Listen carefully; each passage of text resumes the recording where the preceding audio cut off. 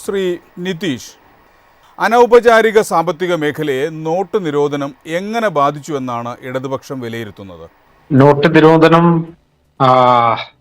സമ്പൂർണമായിട്ടും ഇന്ത്യയിലെ സാധാരണക്കാർക്ക് മുകളിൽ വലിയ ദുരിതത്തിന്റെ ഒരു പേമാരി പോലെ പെയ്തിറങ്ങിയ ഒന്നാണ് എന്നുള്ളത് രാജ്യത്തിലെ ജനങ്ങൾ ആകെ അനുഭവിച്ചിട്ടുള്ള ഒരു കാര്യം ആണ്.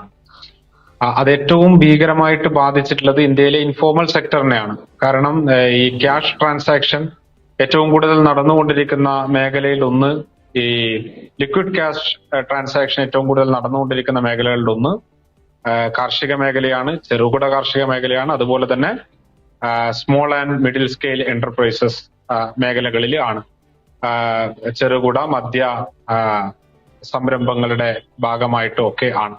ആ മേഖലയിൽ വലിയ തരത്തിലുള്ള പ്രതിസന്ധിയാണ് ഉണ്ടായിട്ടുള്ളത് എന്നും ഇന്നും ഇന്ത്യക്ക് അത് ആ ആഘാതത്തിൽ നിന്ന് കരകയറാൻ വേണ്ടി പറ്റിയിട്ടില്ല എന്നുള്ളതും ഇന്ത്യയിലെ ഏറ്റവും ഒടുവിലത്തെ കണക്കുകൾ ഉൾപ്പെടെ സൂചിപ്പിക്കുന്നതും ഉണ്ട്. അതിൽ നിന്ന് കരകയറാൻ വേണ്ടിയിട്ട് സാധിച്ചിട്ടില്ല.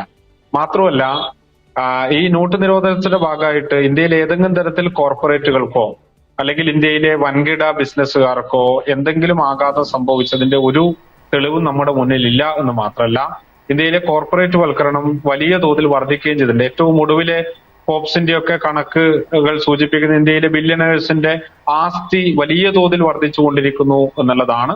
അതേസമയം തന്നെ ഇന്ത്യയിലെ ബോട്ടം 50%, ഇന്ത്യയിൽ താഴേക്കിടയിലുള്ള 50% ജനങ്ങളുടെ സ്വത്ത്